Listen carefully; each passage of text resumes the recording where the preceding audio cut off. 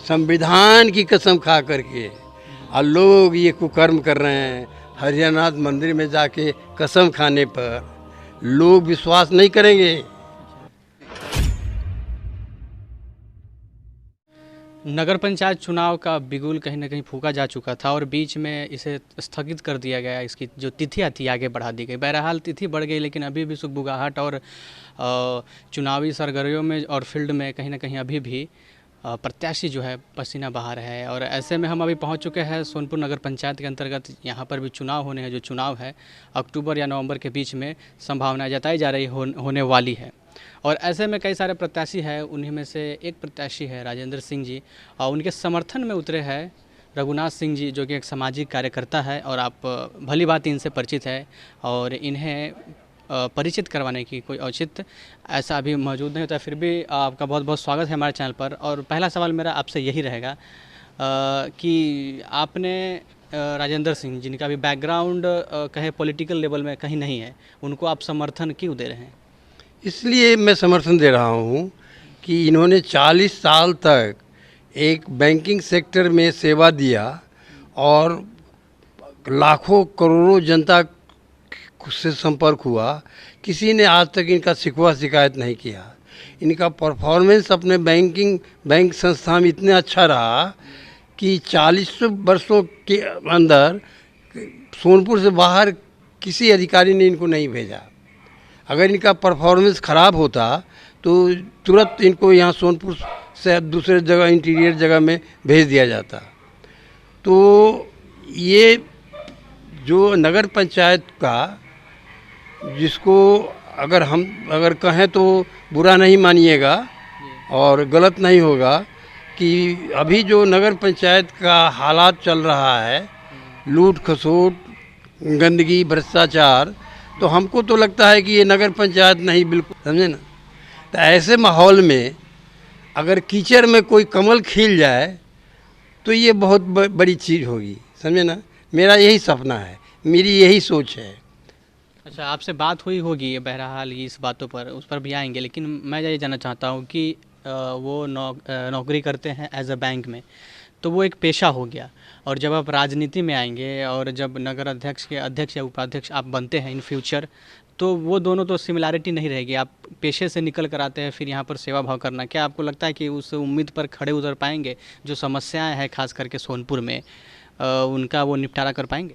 इसका कारण मुझे तो बड़ा स्पष्ट दिखाई पड़ता है कि जो व्यक्ति के पास पैसे की लालसा है या किसी व्यवसाय से जुड़ा हुआ व्यक्ति है, अगर वह आदमी इस चुनाव के दंगल में आता है तो इस चुनाव को, इस पद को भी व्यावसायिक दृष्टिकोण से देखेगा।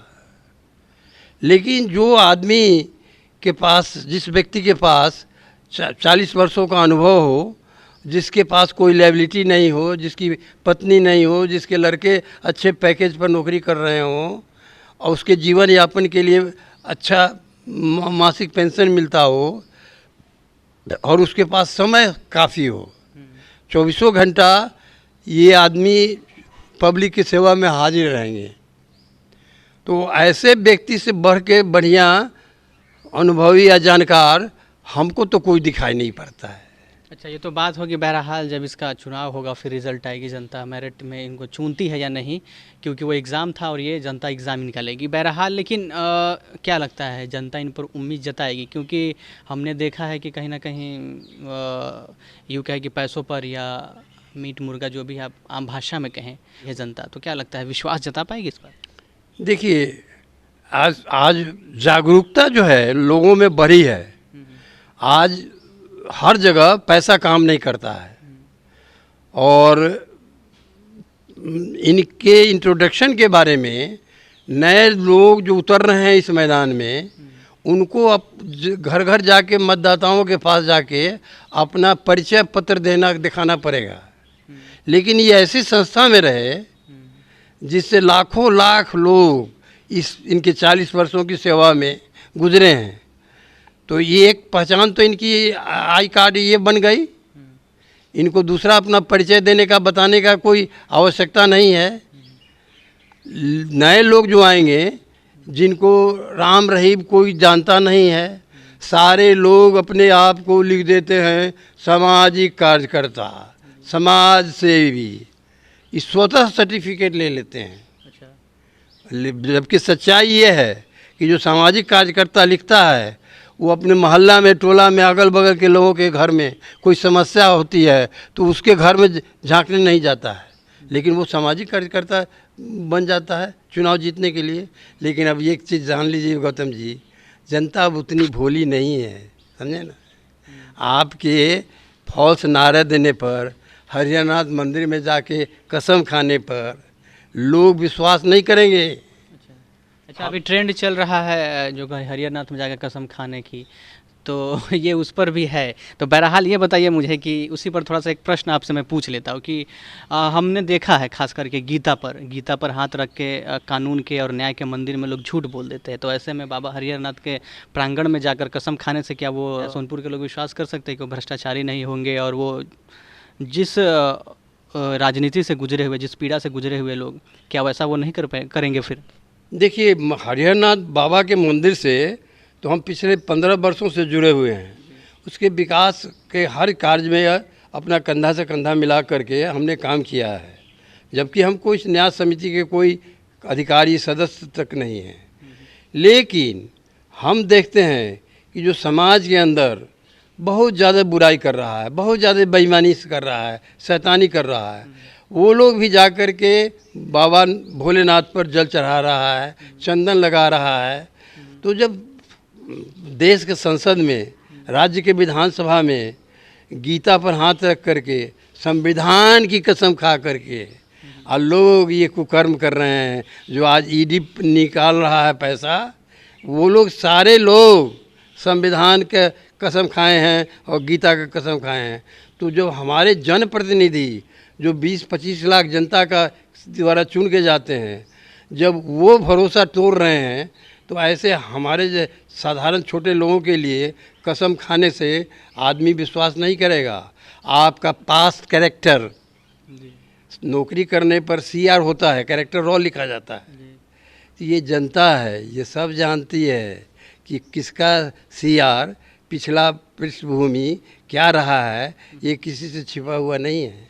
आप कसम खा लीजिएगा हरियाणाथ में, अक्कल होकर के जो है ठीक उसके विपरीत काम कीजिएगा। अच्छा, मेरा एक अगला सवाल है कि जब वो चुनाव में उतरे, आपने उनको कहा या खुद वो प्रपोजल लेकर आपसे विचार विमर्श करने आए कि मैं सोनपुर के नगर पंचायत में चुनाव लड़ना चाहता हूँ? नहीं, उन्होंने हमसे कुछ नहीं कहा। जब नाम हमने देखा कि फलां फलां आदमी का, अमुक अमुक व्यक्ति का नाम आ रहा है, तो उस पर स्वयं हमने अपना चिंतन किया कि अभी तक जितने लोग फिगर में, पिक्चर में दिखाई पड़ रहे हैं, उसमें जब हमने सुना कि राजेंद्र सिंह भी चुनाव लड़ने के लिए इच्छुक हैं, तो मैंने कहा कि भाई तो ऐसा, इससे तो बढ़िया सुंदर उम्मीदवार समाज सेवी कोई मिल ही नहीं सकता है। ये तो अवकाश प्राप्त कर्मचारी है, इसको न खेत बाड़ी का झंझट है, न दूगो पैसा कमाने का लालच है कि जीवन यापन के लिए, और इसके पास 24 घंटा समय है। जनता की जब भी पुकार होगी 12 बजे रात में, तो ये 12 बजे रात में भी ये आदमी उठ के जा सकता है। ये व्यक्ति अगर चुनाव जीतता है तो सोनपुर नगर पंचायत के लिए बहुत ही सौभाग्य की बात होगी।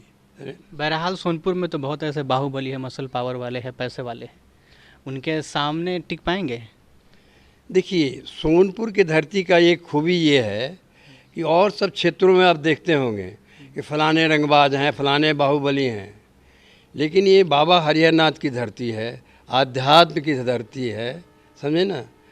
तो आप स्वयं घूमते हैं चारों तरफ बाज़ार में, कहीं कोई खुला रंगबाज दिखाई पड़ता है?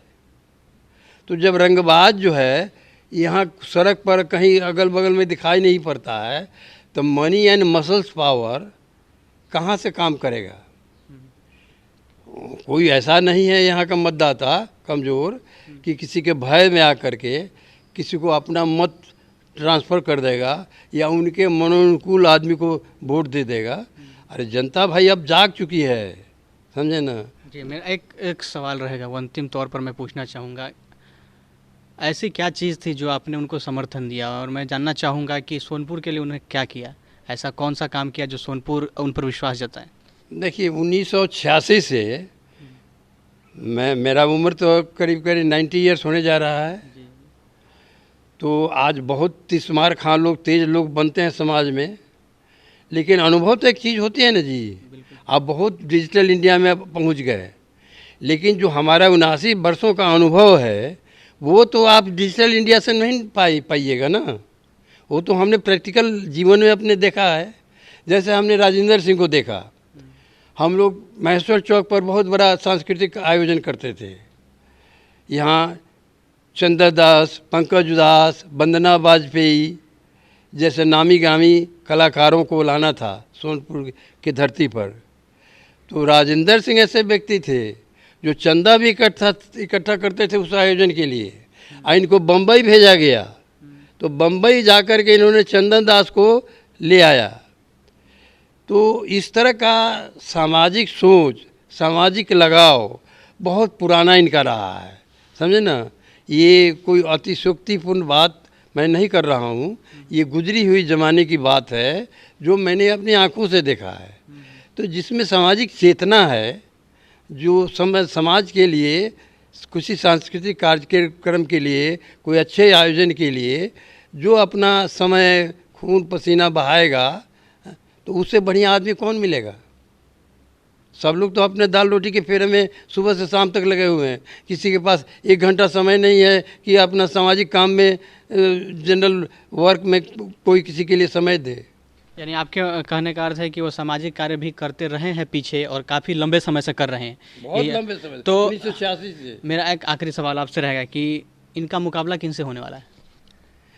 देखिए, इनके मुकाबले में इनकी छवि का, इनके अनुभव का तो आदमी हमको दूर दूर तक कोई दिखाई नहीं पड़ता है। अच्छा, है ना। यानी आप कह रहे हैं कि इनके मुकाबले में कोई नहीं है? कोई दिखाई ही नहीं पड़ता अभी तक हमको। मान लीजिए कोई धरती से कोई सोना निकल जाए, वो अचंभा होगा, एक आश्चर्य होगा। कोई कमल से कीचड़ निकल जाए, कमल से निकल जाए कहीं कीचड़ से, तो ये भविष्य के पर्दे पर है। लेकिन अभी के दौर में आज जितने लोग प्रयासरत हैं, उनमें इनके मुकाबले का छवि रखने वाला व्यक्ति दूर दूर तक नहीं दिखाई पड़ता है। बिल्कुल। तो ये हमारे साथ थे रघुनाथ सिंह जी, सामाजिक कार्यकर्ता है, और सोनपुर से इनका काफ़ी लंबे समय से जुड़ाव भी रहा है, और भली भांति आप जानते हैं। बहरहाल ये राजेंद्र सिंह के समर्थन में क्यों उतरे, ये सारी चीज़ें आपने देखी। हम उनसे भी बात करेंगे, उनका विचार जानेंगे कि आखिर वो सोनपुर के लेकर क्या विज़न के साथ उतर रहे हैं, और हम जानने की कोशिश करेंगे जो कैंपेनिंग उनका किस प्रकार से चल रहा है। और बहरहाल ये चुनाव और चुनाव के रिजल्टों के बाद पता चलेगा कि जनता उन पर विश्वास कैसे जता रही है। क्या सच में अगला उपाध्यक्ष या अध्यक्ष वही बनने जा रहे हैं या नहीं, ये तो आने वाले नतीजे बताएंगे। बहरहाल इन सारी चीज़ों की जानकारी के लिए बने रहिए हमारे साथ। तो आज के लिए फ़िलहाल इतना ही, धन्यवाद। एक इवेंट की जानकारी हो देना जी। सोनपुर ब्रिज के नीचे नमामि गंगे घाट पर जो 1.25 लाख दीप जलाया गया, दीपोत्सव का कार्यक्रम हुआ, वो शायद बिहार में दूसरे कहीं शहर में घाट पर नहीं हुआ होगा, समझे ना। उसमें इन्होंने हमने देखा कि 15-20 दिन तक रात दिन लेके चंदा इकट्ठा करना, 1-1.5 लाख 2 लाख रुपया खर्च हुआ, उस राशि की व्यवस्था करना, उसमें दिन रात लग करके, और इतना भव्य कार्यक्रम हुआ। उसमें भी इनकी हमने बड़ी सक्रिय भूमिका देखी है। तो कई आदमी है जो समाज में आपको इस तरह का दिखाई पड़ता है, आप दिया लेके खोजते रह जाइएगा, नहीं मिलेगा। बिल्कुल। बहरहाल इन सारी चीज़ों से तो पर्दा हट रहा है कि ये आखिर में क्यों उनके समर्थन में उतरे, और आगे की अपडेट के लिए और साथ ही साथ उनसे भी बात करेंगे जैसा कि हमने बताया है, और अन्य भी जो भी प्रतिनिधि है जो उतर रहे जनता के विश्वास पाने के लिए, उनसे भी बात करेंगे। तो आज के लिए इतना ही, धन्यवाद, नमस्कार। इस वीडियो को दूर तक कीजिए। साथ ही साथ अगर कोई सवाल रहे आपका, उनसे अगर पूछना हो तो आप ज़रूर कमेंट के माध्यम से हमें भेजें, ताकि जब हम उनसे मिलेंगे तो आपके सवालों को उनके समक्ष रखेंगे। तो आज के लिए इतना ही, धन्यवाद, नमस्कार, जय हिंद, जय भारत।